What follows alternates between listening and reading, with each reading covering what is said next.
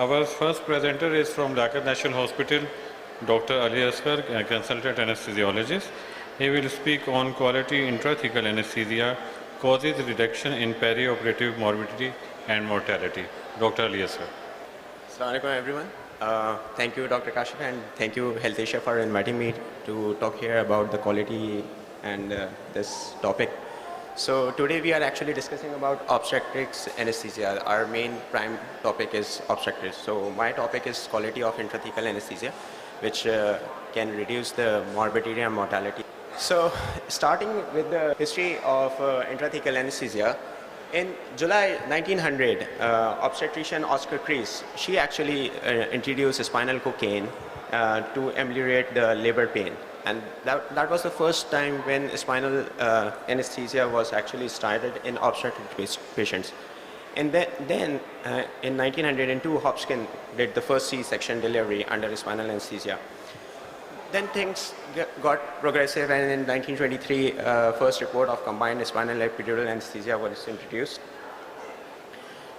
But what happened, that the perception of that the monitoring was not necessary and people were inexperienced in spinal anesthesia, so morbidity and mortality got increasing day by day.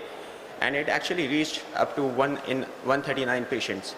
That was a very huge mortality, which was less in 1 in 1,000 before, but due to lack of interest and monitoring, it actually increased to 1 to 139.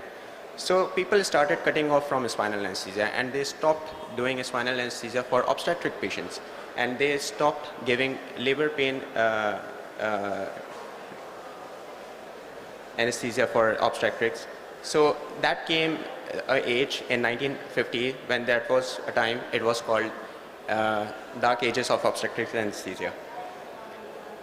But then what happened in 1940 and 1950, a 24 hours obstetric anesthesia service was established, and then they saw that the mortality and morbidity got reduced too much subsequently.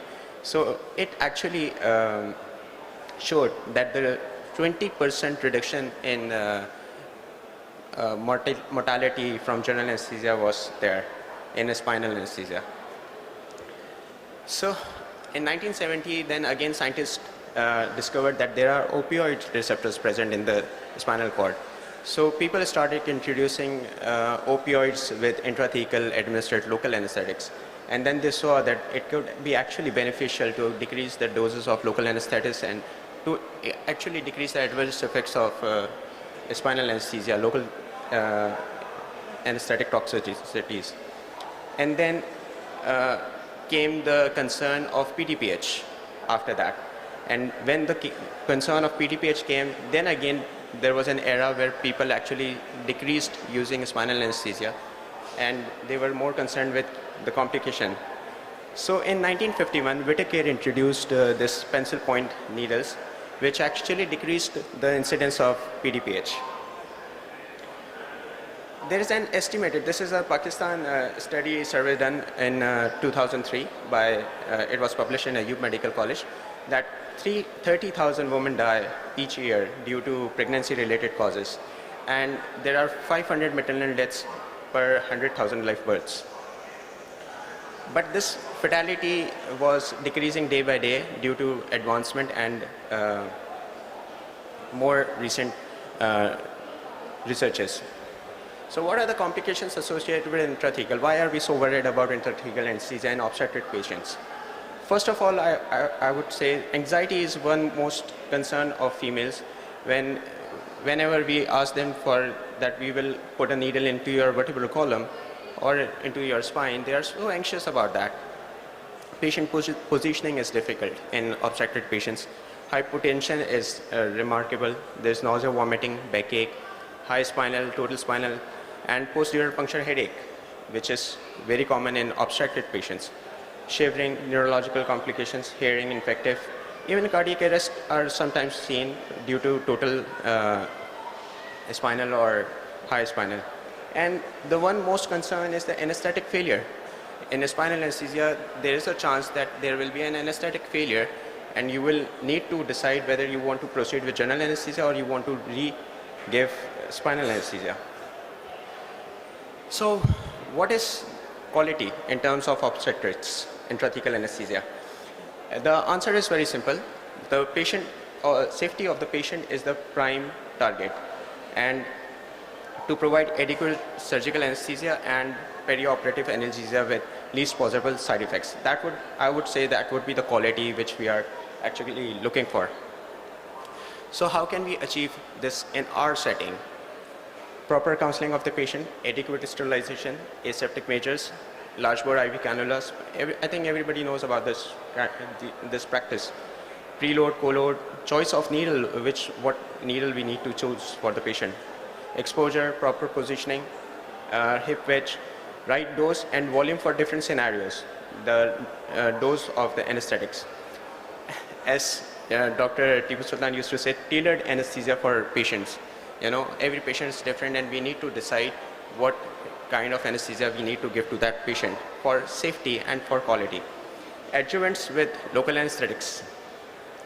Anesthetics awareness. This is something which I think every anesthesia people should consider, that if I'm not aware about something which I'm doing, I might cause damage to the patient. And that is the major factor which can decrease your morbidity and mortality. Injectate leakage prevention. Many times we have seen that when we connect the syringe on the needle, the local anesthetic dribbles out, and it actually changes your doses. Proper monitoring of the patient. ASA standard actually gave this guidelines many years back, but we are still lacking with proper monitoring. We do not follow all the 5 standards of monitoring. Backup for providing general anesthesia. There should be general anesthetic medicines always prepared. Difficult airway management plan. This is in a tertiary care hospital we have a difficult airway trolley present, and we know that the airway will be difficult in obstetric patients more. So we should be able to actually take advanced airway if there is some complications. Proper or trained OT staff, strict criteria for safe ambulation, training anesthetists and staffs, educational and skill learning workshops. I went to a few workshops where I had conversations with few anesthetists, and this is like not updating ourselves with time. There were a few anesthetists who did not even know that there's a pencil point needle also available in the market, and that is something which can increase morbidity, mortality.